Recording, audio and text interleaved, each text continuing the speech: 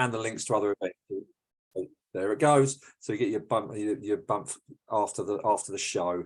There's going to be a Q&A at the end of the speakers. Put your questions in the Q&A box as we go through. I'll keep reminding you, chuck them in there, and then when we get to the question and answer session, I can round them all up and put them in front of our speakers.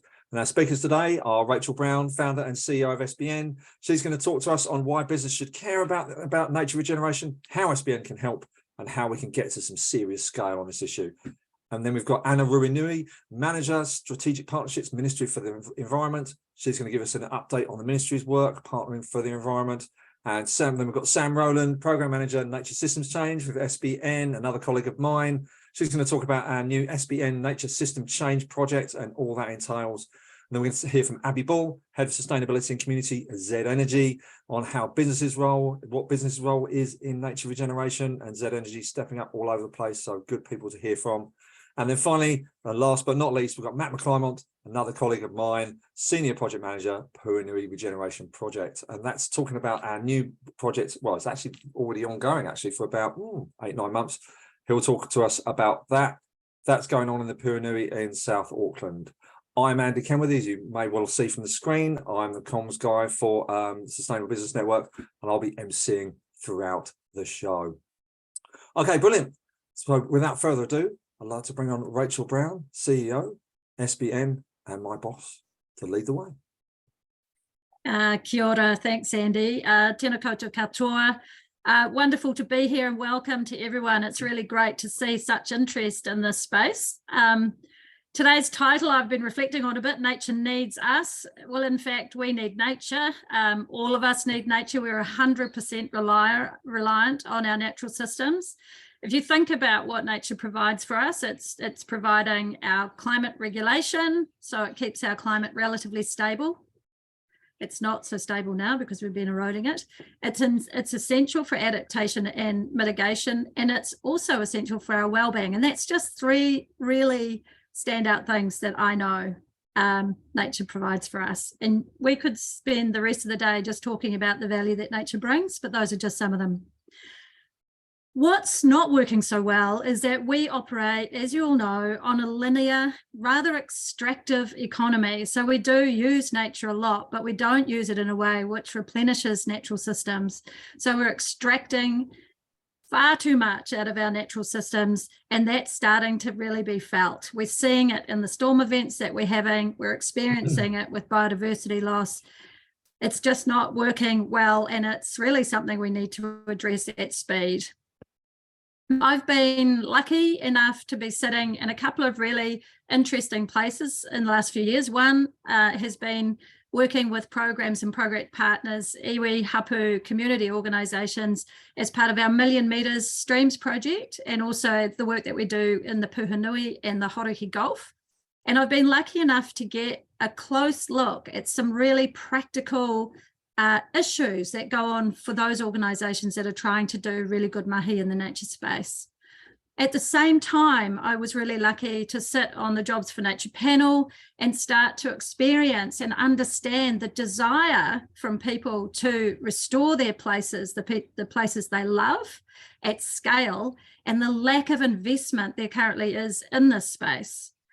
So following on from that work, I've been involved in working with my team, Sam and Matt and Steph and Andy are some of them that are involved in this, and thinking about how do we work with the business community who are desperately wanting to work in this space to make it really easy for them to know where their investments can go, what kind of impact they can make, and the kinds of ways that we can work with community that's really impactful, not extractive, because currently a lot of the ways that we work with community actually is extractive, so it's not really helping, in a way that really does make a significant change in our lifetimes.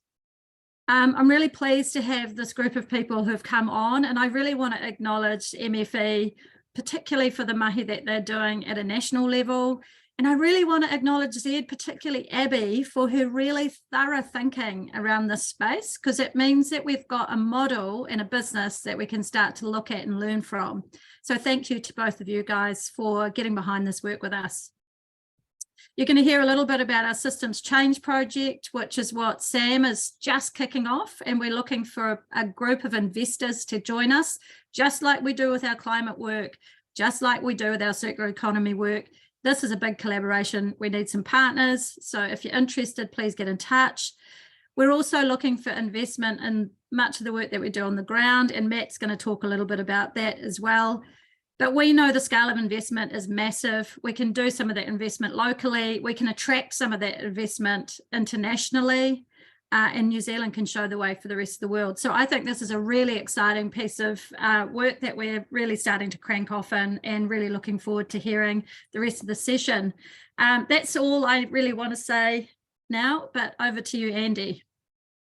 Thanks very much, Rachel. Yeah, obviously a huge challenge and a team game, but there's lots of really exciting stuff developing all over the place in the business space and in the government space. And we're going to hear about that now from Anna Puhinui, Manager Strategic Partnerships MFE, to give us a quick update on what's happening in the ministry space. Anna. Yeah, kia ora koutou, and thank you very much for having me. Really supportive of this program of work, the mahi of SBN, and really excited to have this engagement from the business community. So it's great stuff. I've got 5 minutes. I'm going to really quickly provide a bit of framing from the ministry's perspective. And I'm not sharing my slides, so if we just can click through, thank you. I'm going to talk to you quickly about the policy context, just to provide a bit of that setting. I'm going to talk about the role of our team. I note that there are many teams in the ministry that are doing excellent, impactful work through funding and collaboration to generate action on nature, not least Jobs for Nature teams. But I'm going to really hone in on our team, the strategic partnerships team. I'm going to provide a couple of examples of what we do and share a bit of our forward thinking. So really just wanting to make the connection into this program and out to the business and other communities on the call. So speaking to this slide, the policy context, there are a number and wide range of initiatives, regs and policy direction coming out of the ministry. The primary ones that are relevant to this kaupapa is the biodiversity strategy to mana o te tau. We've got lots of information on our website and we can provide more, but I'm just going to touch on these quickly. That provides an overarching umbrella kind of vision, North Star for a lot of this work, and it integrates all of those sectors and groups and parts of the system in the community that we work with and through to help generate a thriving papatūānuku. So you can see from the business perspective in the roots there, the business sitting alongside all of the other actors that need to get engaged in transformational change.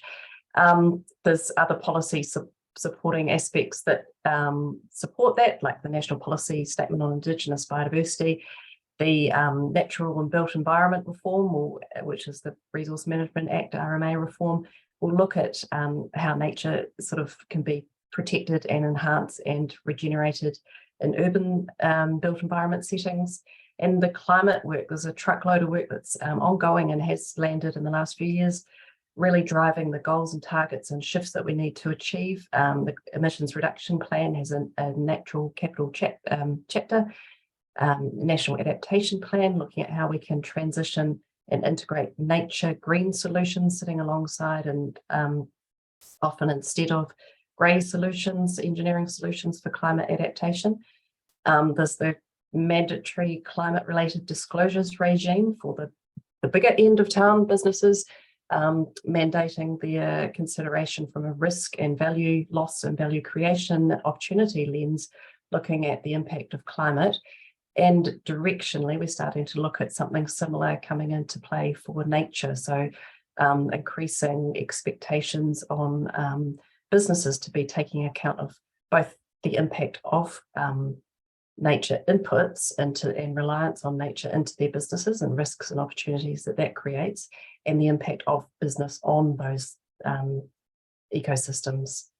And again, nature is integrated in things like the circular economy chapters and the New Zealand waste strategy. So that's a broad brush, quick sprint through the policy settings.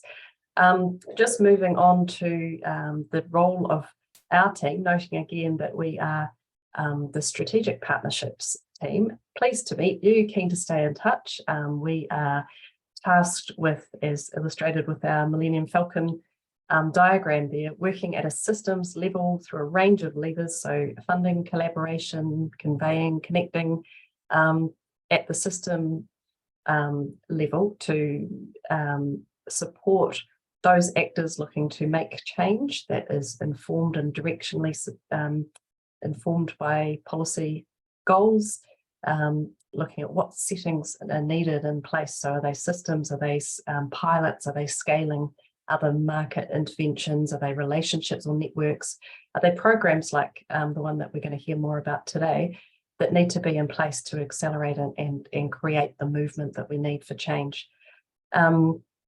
Just moving to the next slide, got a few examples of how our team works in relation to supporting nature.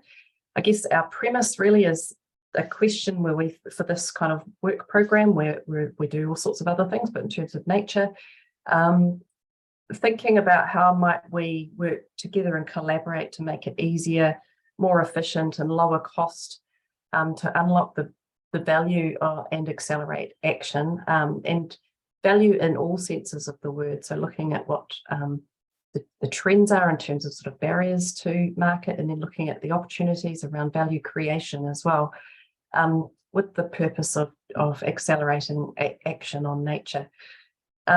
So some of the programs that we've got that we work on as a team is partnerships like this with the Sustainable Business Network across this emerging nature program and, for example, the Go Circular program.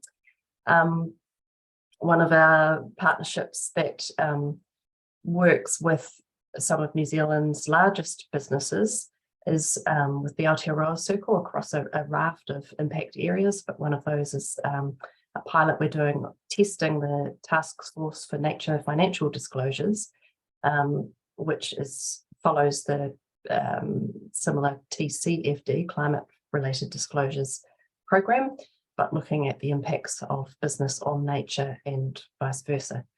So we've got lots more information. Do get in touch if you'd like to know more about that. And then we do some other sort of earlier up the pipeline kind of partnerships as well. So we're looking at a partnership with the Nature Conservancy, testing into this question of how might we bring a broader suite of nature solutions into sort of investment ready propositions. So one of those is specifically working on wetlands to look at data and the policy pathway to get wetlands as a blue carbon source into an investor ready market kind of landscape. So there's some examples. We've got many more and happy to share, but just moving on finally, to give you a sense of the direction of our team and the direction of travel when we look at collaboration and partnership on accelerating action and nature and biodiversity investment. I touched on ongoing work the ministry is leading, strengthening the policy framework, generally a theme of moving increasingly to a collaborative approach, bringing the disconnected system, strengthening the connection between the system that we need, catalyzing demand, so helping businesses understand the risk and the opportunity of biodiversity and nature, and connecting that momentum with various funding flows, so looking at how we can actually fund action on the ground in different and new ways. We as a team are looking at accelerating solution providers, so bringing in innovation, and connecting that supply with the demand side, so making sure that whilst we build the momentum and enthusiasm from a range of finance and business interests, are there actions on the ground? So are there supported, thriving community groups doing actions at place? Is that whole pipeline and system connected up? Are there innovations that are ready to go and be funded and scaled? Where are the transformational opportunities? They're the sorts of questions that our team asks, and then we are really cognizant of being positive storytelling, championing and celebrating. So I think all of those themes and those aspects are really reflected in the work that SBN's doing through the Nature Partnership. We're really enthusiastic about this. Love the way that the design is evolving. Really keen to hear more right now, so I will stop. Yeah, thank you for your interest. Thank you very much, Anna. Awesome. I'm loving those diagrams. I'd love to hear more about how the Millennium Falcon sneaked in there. That's an awesome. I'd love to have been in that meeting. That's cool. And so great to see some sort of the concepts that used to sort of float around in NGOs 20, 30 years ago, now in the ministry, in the government, and playing a massive role in how we're going to shape up these projects and work together. I'm going to hear a little bit more about that now from Sam Rowland, our program manager for Nature Systems Change at SBN, and this new big piece of work that SBN's putting in place to try and ramp this thing up. Over to you, Sam. Thank you, Andy. Tēnā koutou katoa. Lovely to be here today and talk to you all. So SBN's been working with nature for over 10 years, and as well as delivering really strong on-the-ground conservation work, we've also been linking nature strongly to our climate, procurement and circular economy work. And this has meant that we've already achieved some really fantastic outcomes for nature alongside many of our partners. But in doing this, we were coming across a lot of system barriers and challenges in getting the change we need to see and the pace we need in regenerating nature. And in talking to others, we found that this was the same for them. We knew we needed to do more, so this program, the Nature Systems Change program, emerged. And we're really on a mission to drive transformational change and innovation to accelerate capability and action for nature in Aotearoa. So as a business, why should I care about nature? Well, our society and economy depends on nature to survive. Over half the world's GDP directly depends on nature, and the other half indirectly depends on it. This means whether a business realizes it or not, they rely on nature and the services nature provides as a core requirement for their ability to do business. Some do have higher impact on business than others, or are more exposed to the risks that nature loss cause, but no business is immune. And this means that we all have a role to play in reversing biodiversity loss and helping it recover. So there is a lot of activity that highlights the role of business in nature recovery. And to highlight a few, in December 2022, the UN Convention on Biological Diversity at COP15 adopted requirements for all large businesses and financial institutions to monitor and report their risks, impacts, and dependencies on nature. This framework is really the government setting a strong signal to business that now is the time to act for nature. In September 2023, and Anna briefly touched on it, the Task Force on Nature-Related Financial Disclosures will go live, and this provides a framework for organisations to report and act on nature risks and impacts. The Science Based Target Network has released its first corporate science-based targets for nature, and with this release, companies can assess their impacts and set targets for freshwater and land. And lastly, the Aotearoa Circle commissioned Chapman Tripp to look at what extent New Zealand company directors are required to take nature-related risks to business into account in their decision-making. And they found that directors already have a duty to ensure that their businesses are identifying nature-related risks, where these are foreseeable and material for their businesses, and equally to take those risks into account in their decision-making. On top of this, nature loss poses a serious risk to businesses. The World Economic Forum identified biodiversity loss in the top 3 most severe risks for the next decade. We cannot reach our climate goals if we continue to lose nature. We are also seeing generational changes, with 80% of Gen Z and millennials believing that companies have a moral obligation to protect nature. We put out a survey to businesses and found that 75% of them are looking to increase their investment in nature over the next 5 years. But at the same time, we're hearing that businesses don't know how to invest in nature projects. They don't know what a good project is and what they should expect in return. And from on-the-ground nature projects, we're hearing from the community, iwi hapu and landowners that they are increasingly under-resourced. They need longer-term investment at scale to make real impact in their community. And that's when the Nature Systems Change program comes in. And the first component of this program is really building capability around business so they can reduce their impacts on nature, while at the same time building capability with on-the-ground nature projects to enable them to scale up their operations. And all of this is through training and support initiatives for both of them so that they are connected and business and community can really scale up and effectively regenerate nature together. In investment, this is really talking around how do we channel more investment, so skills, resource, funding, processes, for example, into community, landowner, and iwi and hapu nature projects. And SBN's had a lot of experience with this in the past. We've got a history with our Million Metres Streams project, as well as Jobs for Nature.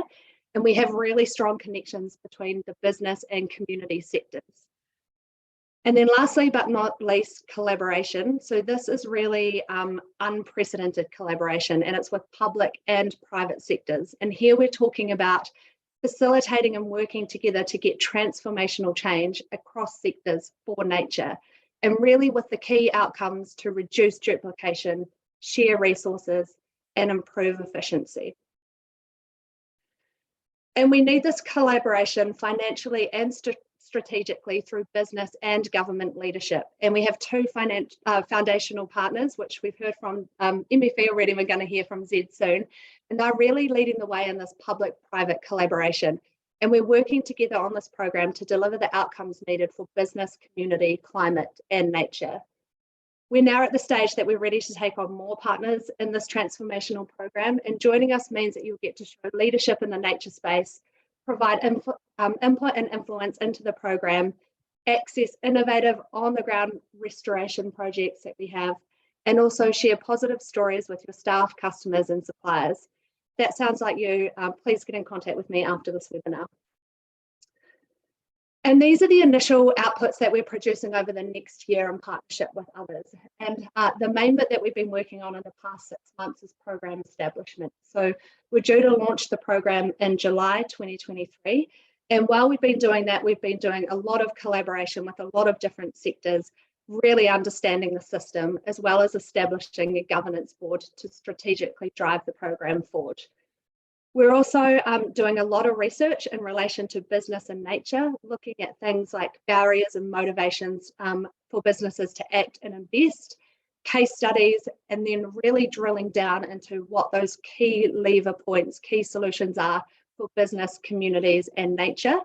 This will all be published in a diagnostic report at the program launch. It'll go live at the same time, and it's looking really great at the moment. While we were doing all that research, we were also looking for solutions that we could start progressing, and we've started in discussions with all of the key NGOs that you can see on the slide around establishing a nature alliance. So this is a real collaboration being really coordinated and strategic to enable us to come together and increase the scale or pace of nature regeneration. We're also looking at developing a training program to support businesses and industry sectors to understand nature requirements and integrate them into their business. And these are for businesses that want to do good for nature but don't really know where to start. So it's a simple, effective, clear training program that really develops systems so businesses can do this right. We are also pulling together a suite of investment-ready nature projects. So when businesses want to invest in nature projects, they know they've got ones that are focusing on regeneration, biodiversity, and climate. They have the community and the skills aspect to it, the ability to scale and to really report clearly back into business about what they are achieving. We've also got a few future thinking ideas that are mulling around at the moment around metrics development, a nature cluster, so bringing together businesses to talk about nature and solve problems together, a business and biodiversity symposium looking at things like nature-based solutions, hearing from others like small and medium-sized businesses and what they're doing in this space, etc. Jobs and skills capability development, so that as we scale, we make sure we've got the right people and the people to even fill in the jobs that we need to make this a reality. And also a rating system for nature projects, so businesses can help select the right on-the-ground nature projects that work with their sustainability strategy. And to finish off, I just wanted to talk about what a business could do to start. The first bit is around reducing your impacts and dependencies as a business. So identifying areas of relevance, set nature goals, and reduce nature loss. And for example, this could be as simple as starting with sourcing your paper and packaging from responsibly managed forests that have a Forest Stewardship Council standard. This and more is what the training program that we're developing is going to help with. Also here you could look at going online to SBN Sustainable Procurement Tool, Docket, and there's a big section around regenerating nature through your supply chain that offers advice there too. Another option could be investment into restoration and regeneration projects. So invest in local nature projects, and this could be beyond just biodiversity. It could help achieve your climate and community sustainability strategy initiatives. SBN has a big bunch of projects already that are available for a really safe investment, so please get in touch if you are looking at doing that. And last but not least, be a systems leader. So joining the systems change program and leading the way in the transformational change, providing the strategic direction to this program and working together with us so that we can create solutions that work for your business. Ngā mihi nui, thanks for your time today, and I'll pass back over to you, Andy. Thank you, Sam. Fantastic. Yeah, it's a really big, comprehensive piece of work there, and we're drawing connections from all over our network and all the people we work with to really try and fill some of those gaps and make those connections and change the game, because it's not just about putting out a sort of menu of a few little options. It's about really stepping it up and changing the scale. So now I'm just reminder while we're here, make sure you get your questions into the Q&A box for the Q&A at the end of the speakers. You can find out a bit more about what's happening in the ministry and SBN and our partner Z, and choose your own thoughts and questions there. We're going to move on now to Abbie Ball, from Head of Sustainability and Community, Z Energy, just to get a feel for how the big businesses are swinging in behind this and the sort of thinking that they've got and how it's all starting to wire together across these different sectors. Thank you very much, Abbie. Oh, thanks, Andy. Tēnā tātou katoa e hui hui mai nei, ko Abbie toko whenua, ko au te uru toitutanga hapori ki Z Energy. My name's Abbie, and I'm the Head of Sustainability and Community here at Z. And I'm just going to share a few slides with you on Z's perspective on why businesses have an important role in regeneration nature. Next slide. So just to cover this off, you may know Z Energy already. So we're an energy company that operates only within Aotearoa, New Zealand. We've got an international supply chain for the import of refined product, and a nationwide infrastructure that includes terminals located on the coast and just under 200 retail sites distributed all around New Zealand. So our business includes the sale of fossil fuel products, and last financial year, which was actually a 9-month period due to changing our financial year, we sold 2,672 million litres of fuel. So our greenhouse gas emissions were just under 9 million tonnes of CO2. We have a large carbon footprint. About 85% of that comes from the end use of fuel by our customers. So another way of looking at it, our carbon footprint closely reflects our market share of New Zealand's transport emissions. Z's transition to a low carbon business not only means reducing our own emissions, it means supporting our customers, be they large commercial customers or everyday New Zealanders, to transition to low carbon options. So in the same financial year, Z also invested almost 26 million in low carbon initiatives. We're rolling out EV charging infrastructure across our retail network. We've got 26 EV charging bays installed to date, and we're aiming to have 20% coverage of our sites by the end of this year. We also imported 1.2 million litres of sustainable aviation fuel with our customer Air New Zealand, supporting their ambitions to decarbonise. We also became 100% owner of Flick, electricity retailer, to support the energy needs of our customers in the home. So while transport presents many challenges for decarbonisation, it is really encouraging to see many areas of New Zealand are making progress. The current rate of EV uptake is exceeding the rate expected by the Climate Change Commission. We know that there's been more, that we do know that there is more to do. And Zed has been vocal about the importance of climate action for a long time as a founding member of the Climate Leaders Coalition, and has strongly advocated for businesses to take responsibility for their impacts. You can find out any more information that you want to understand about this on our website and our corporate centre. So next slide, thanks.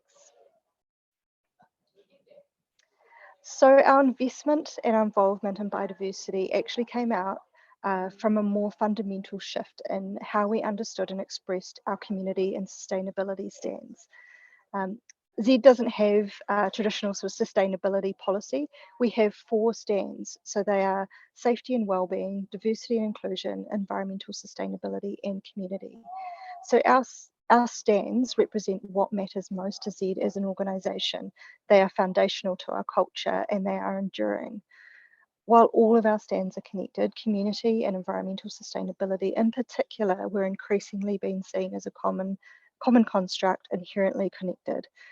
So we developed a framework and a strategy around these 2 stands. What we also noticed was that environmental sustainability had been so focused on transition that we were sort of failing to recognise the importance of nature in the climate crisis and the interlinkages between climate and other important issues such as biodiversity loss, social inequality, cultural values, healthy ecosystems, and human well-being. So our strategy seeks to guide our actions through this much more integrated framework. Putting this lens on our sustainability actions means that we actually started to make different choices. And one of the areas was actually in relation to how we do our voluntary offsetting. So Zed has an emission reduction target on the emissions that are created by our business operations. So that's what most companies would refer to as scope 1, 2, and we also include certain sources of scope 3 related to our domestic supply chain. So we use science-based target methodology to set that target and to reduce emissions by 42% by 2030. And for the last 5 years, Zed's actually taken the additional voluntary step to buy carbon credits to offset the residual emissions through the voluntary carbon market. So that's separate to our compliance obligations to the ETS. We were buying New Zealand-based carbon credits because we felt that was the right thing, because they provided a sequestration benefit and also a biodiversity benefit. But the reality was that because of the large volume that we needed, only about half of those credits were coming from native forests. So the other half were from exotic planting. And while I support right tree in the right place mantra for voluntary action, that was intended to have a positive biodiversity impact, it just didn't seem right, and we knew that we could do better. So we decided to take a different approach. We shifted to buying our offsets from the international market, and we set up a dedicated nature fund for Indigenous biodiversity in Aotearoa, New Zealand. Next slide. So the fund is focused on addressing the shortcomings of climate policy and market-based mechanisms that are having unintended negative outcomes for biodiversity. We know that the New Zealand system is heavily slanted towards exotics and terrestrial ecosystems rather than native forests and ecosystems such as coastal wetlands that are incredibly important for mitigating climate change and provide really important broader ecosystem services that are necessary for supporting life. There is also really valuable social co-benefits that can be realised if you invest in the right places. The Jobs for Nature funding showed us this, and as that funding comes to an end, there's now a significant gap that is there for business and other funders to be able to step into and support biodiversity in New Zealand. So this is not an approach centred around a charismatic species with a lot of marketing around it. This is nerdy, it is underpinned by evidence, and it has a clear connection to the impacts that we create as a business, and it's understanding the system failures and taking this really targeted approach to addressing those failures and where we thought that we could have the greatest positive impact. I also hope that in supporting these projects, we're creating a narrative around the important issues and highlighting them to others so that other businesses or other funders can get on board and support these projects as well. So next slide. So this is just, I was just going to quickly highlight the projects and the partners that we're now working with. So selecting the projects was was just as much about finding the right project, but also the right partners. So we really looked to draw on existing relationships, partner with organisations that we knew and trusted, that had a track record of delivering, and they were working on the issues that we also saw were important, and they're also capable of scaling up their efforts. So the three partners, Nature Conservancy, Trees That Count, and SBN. So Nature Conservancy, they're an organisation that I've been following the progress of in Aotearoa, the big part of a big international network.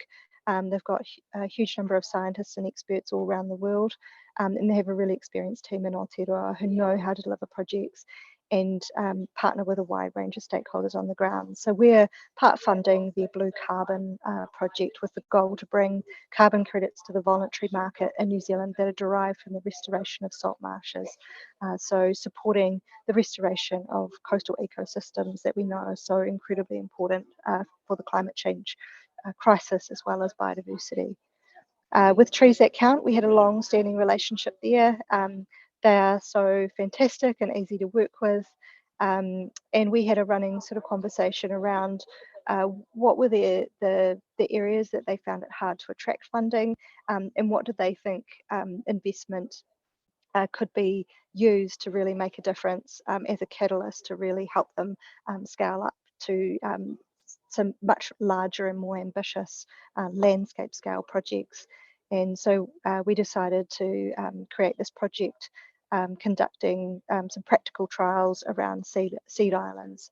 So trying to find the most effective and efficient ways to do large scale planting. And finally, so next slide, the third project with our wonderful partners, SBN. So the Puhinui Regeneration project, which Matt's going to talk to next. So we found this project really compelling. It's close in geography to our bulk fuel terminal, so we operate in the area. It was urban, and it's focused on the social and cultural co-benefits of nature restoration. So creating jobs, career pathways for the creation of nature-based solutions, increasing community resilience while improving freshwater, restoring stream health, biodiversity, and creating positive immunity in a catchment that is so heavily degraded. So those are the three projects. Really happy to take questions here, or you can find me on LinkedIn, or get my contact details. Happy to talk about these in more detail and share our journey with others. I think the really important thing is that you really have to understand your own impact as a business, understand the connection between climate change, nature, and people, and seek out those opportunities that you think you can have the greatest impact, and that you can also engage your staff and your leadership teams through. Thank you. Thank you so much, Abbie. Big business there, grappling with the big challenges, but also with a very realistic approach to it, very kind of rooted all the way through into their business, which is really inspiring, and doing a lot of really cool work out there with us as well as others. And I'll pass on now to Matthew McClymont, who is our senior project manager for the Puhinui project, Regeneration project, to hear a little bit more about that. And once again, just make sure you get your questions in the Q&A, because that'll be coming up next. Thanks, Matt.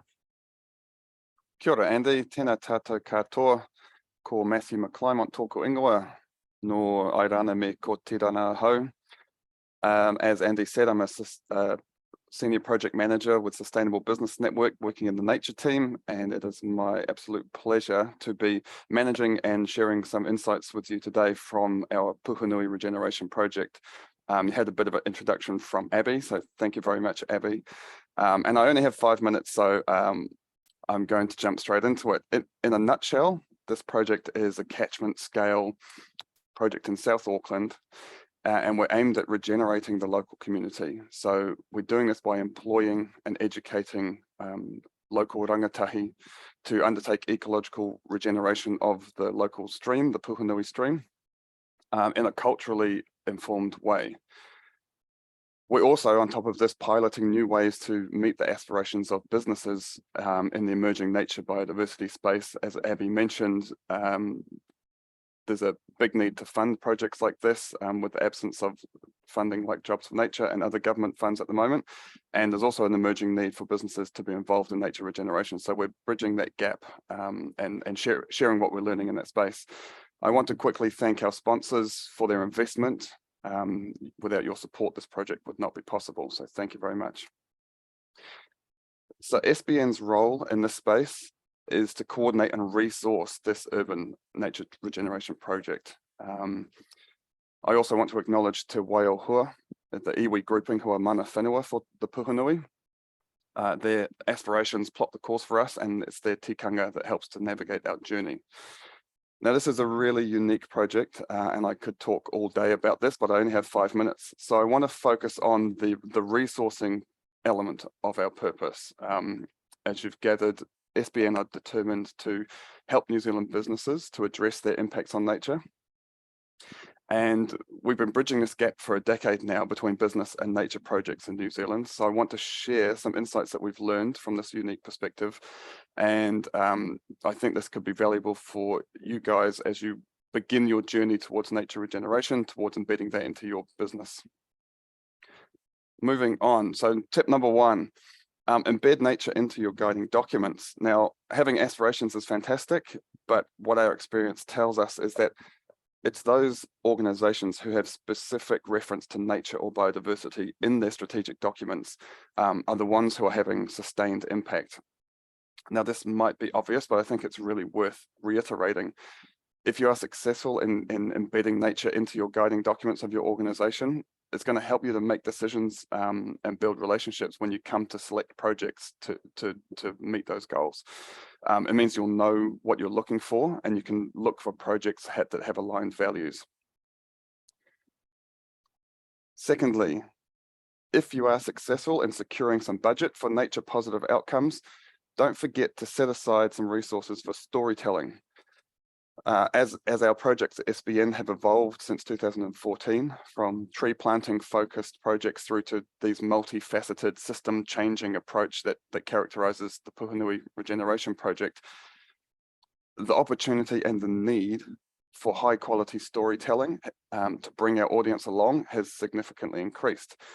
In fact, the more contemporary, the more holistic, and the more impactful your efforts to regenerate nature, the more narrative you will need to convey the purpose and progress of your chosen projects and to do justice to those partnerships. Inadequate resources for communications tends to steer you towards less complex and less impactful projects, or alternatively just simply results in missing the opportunity to convey how deep your mahi is, even if you do partner with a really complex project. And in our experience, it's those partners who have recognized and valued the storytelling in these projects have had better success in communicating to their unique audiences, but themselves are learning a lot more from the partnerships as well.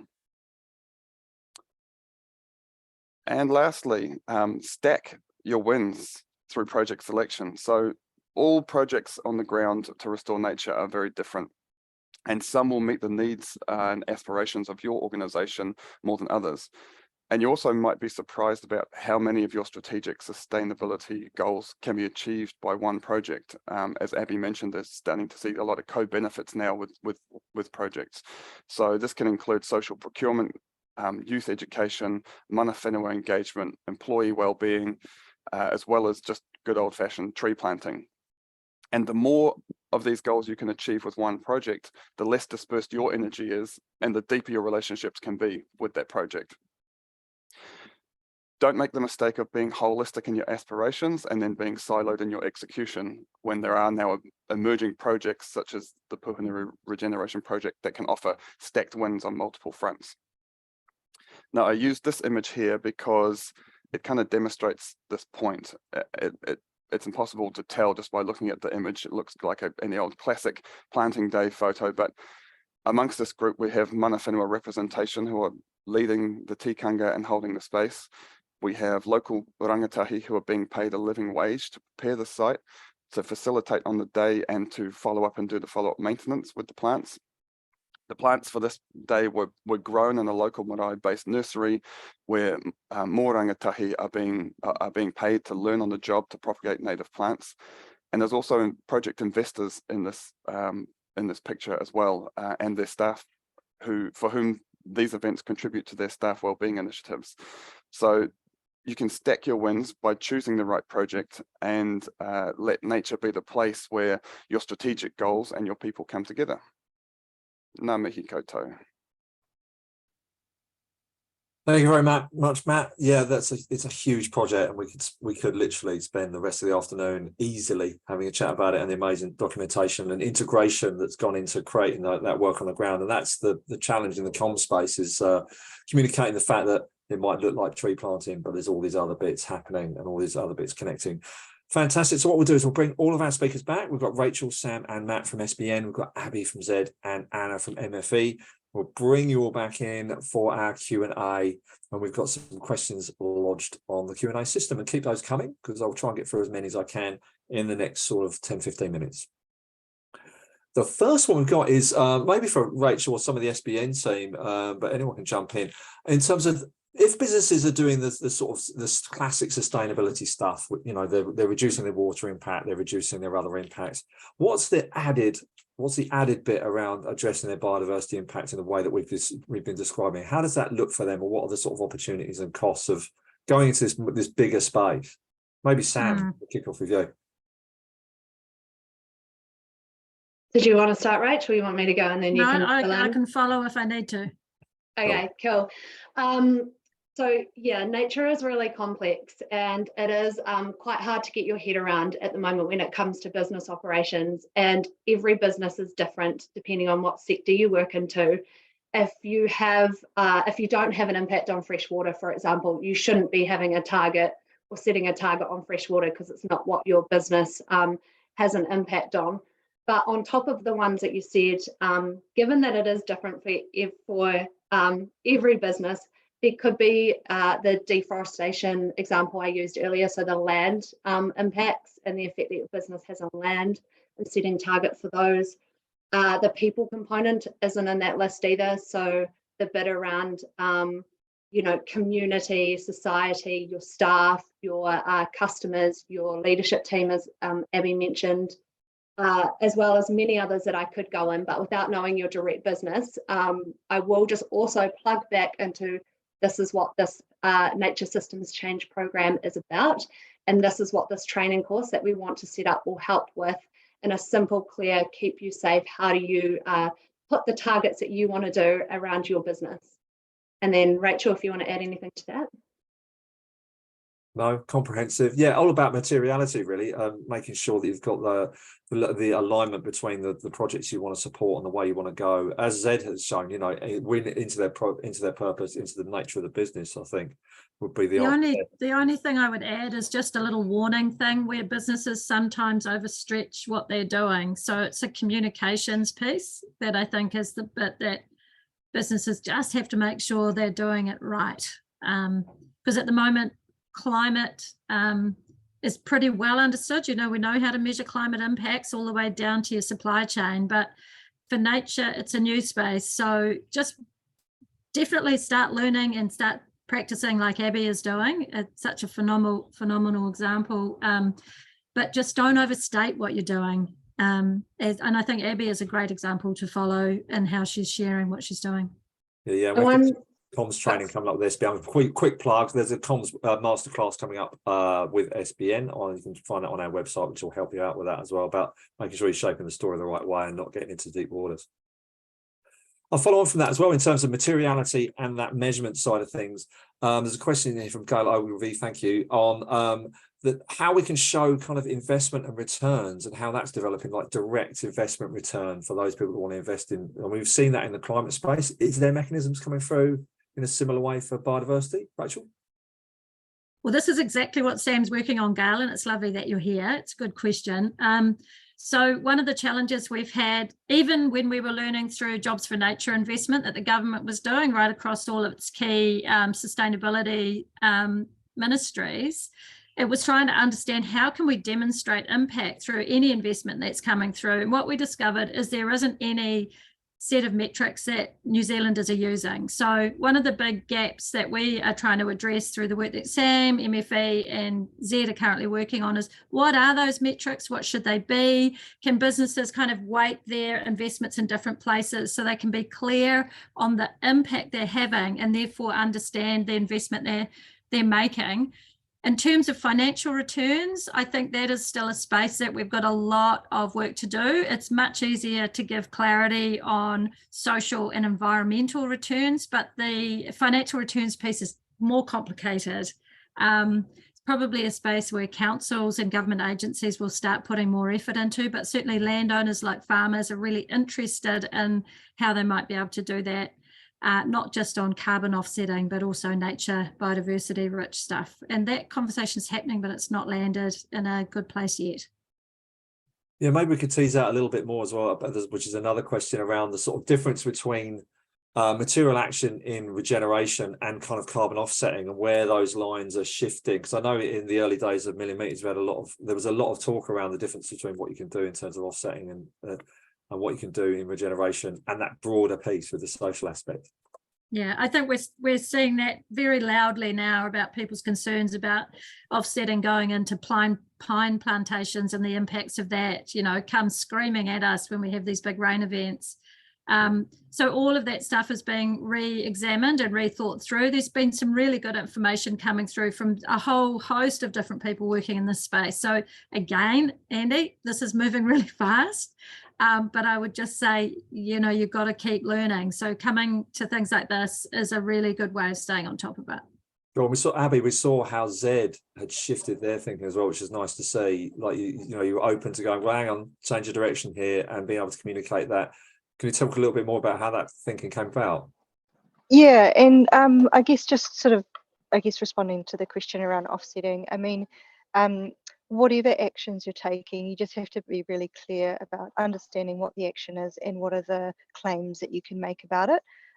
So if it's an offset, you know, it's you've got a verified carbon credit, and you can make that claim. If you're not offsetting, you're not offsetting. You can still have a positive, you know, environmental impact outside of the offsetting frameworks.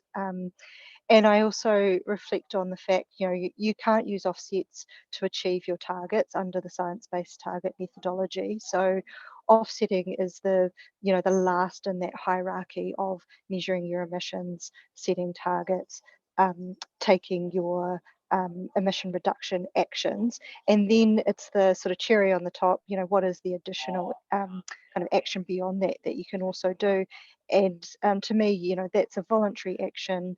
You can do it, or you can think about what else can we do that actually is going to have, that we know intuitively is going to have a positive impact, and just go and do that. You know, like, you do have flexibility within your voluntary actions to decide what is the most meaningful thing that you can do as a business. And I think just coming back to some of the earlier questions, particularly around I guess the ESG frameworks that are emerging through like climate-related disclosures and nature-related disclosures that Anna sort of talked to as well, that's on the ministry's work program. One of the challenges with biodiversity is that it's so incredibly hard to measure and to quantify impact to obviously, you know, what is causing biodiversity loss. That is one of the reasons why it is so underfunded and forgotten at times compared to the climate crisis. It's really easy to measure and to quantify carbon emissions. It's incredibly hard to quantify biodiversity loss, and often it's an indirect effect. So as a business, maybe you're not involved in directly involved in an extractive activity, you're not in agriculture or, you know, primary industry, so therefore your impact on biodiversity is going to be this indirect sort of relationship. And whilst I think these frameworks are helpful in driving action, I certainly don't want that to be the first go-to in terms of your motivations to take action for biodiversity. We know there's a cause and effect, you know, evidence-based through science. We know that there is a relationship between human activities, climate change, and biodiversity loss, so that we shouldn't be prevented by not having all of the data or all of the metrics in order to take action. So I think that's my thing that I would like people to take away. Absolutely great answer. And that includes the marine environment, of course. And we've touched on blue carbon in your work with Zed.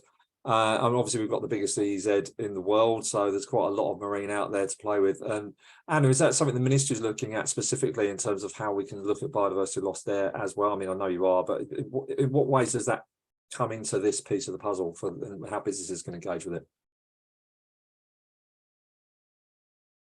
Thanks. Yeah, look, I'm not sure specifically, other than broadly including and sort of not excluding marine biodiversity. So that's definitely on the table. There's just a lot on the table. So what we do see is a lot of action from, for example, ports, as I noted in the question there. So I know Littleton Port doing a lot, really leading in nature regeneration and proactive action there. And, you know, that whole sector really quite advanced, and a lot of that has come from international pressure. So the other aspect here for businesses to be aware of, large businesses more acutely aware, but there's a question here about supply chains as well. And I think this is a relevant point, that increasingly it's the large businesses that catalyze the flow down to their suppliers and through their supply chain. And that is around the direction of travel of barriers to entry and higher standards for exporters. And there's a real clear direction that's happening there that's going to be looking further and deeper across the supply chain and expanding from what had been a carbon focus to increasingly a nature focus. So conversations that I've been having recently have been around feedback like carbon neutrality and carbon footprinting is almost not even, you don't mention it anymore. It's all about nature regeneration, nature, it's just assumed. So the conversation is moving swiftly and it's moving to a much more holistic, integrated set of questions. So nothing specific on the marine biodiversity question, apart from a broad integration into this set of this sort of thinking. Yeah, I think that's part of the piece, isn't it? Is to try and get all the pieces working together rather than in these sort of silos and different headspaces. It's trying to get them all singing from the same hymn sheet. And one final one, which I love, is how do investment ready projects sign up with SBN? Matt or Sam, have you got some takers? Yeah, get in contact with me after this and we can have a chat. We'll definitely be looking for more projects in the future. Yeah, absolutely. And hopefully on this webinar, you've learned a little bit about how we structure them. Obviously, it was a brief whiz through what Matt's doing in the Puhinui, but that's probably, you know, one of the greatest models we've got running at the moment. So jump on our website and find out more about that.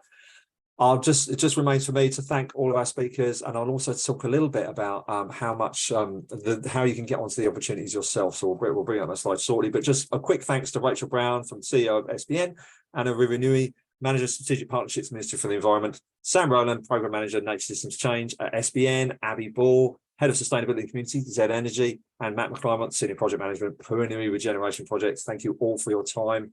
You can get involved with us, invest in our systems change. You can jump on board with Zed Energy and MFE, who have partnered in all this, and wonderful to have them on board. You can invest in our nature projects. Go on to sustainable.org.nz. See what we've got running there. We've got the Puhinui Regeneration Project. We've got millimetre streams projects scattered around the country, and we've got the Haere Golf Tikapa Moana work as well for that marine side of things that we touched on today. You can come with us again and jump on webinars with us on the 5th of July. We've got an online workshop on how your business can regenerate nature. On the 27th of July, we've got the launch of the Nature Systems Change program with Sam and the diagnostic report, so you can get all the goodies that we've dragged out of the system and find out more, which is going to be our big platform for how we design and move that project forward. You can always join our nature cluster. There's monthly learns and share sessions there for how we do business better for nature. And there's Nature Kai and Kororo, which is an invite SBN to present to your staff. We can come along, sort out some food and some chat and tell you all the in-depth and behind-the-scenes stuff that we've got. And you've got monthly volunteer opportunities at the Puhinui if you want to get your fingernails dirty with the likes of Matt, Sam, and myself. So please jump onto that. We look forward to seeing you again. Thank you so much for your time. I'll just end with a karakia.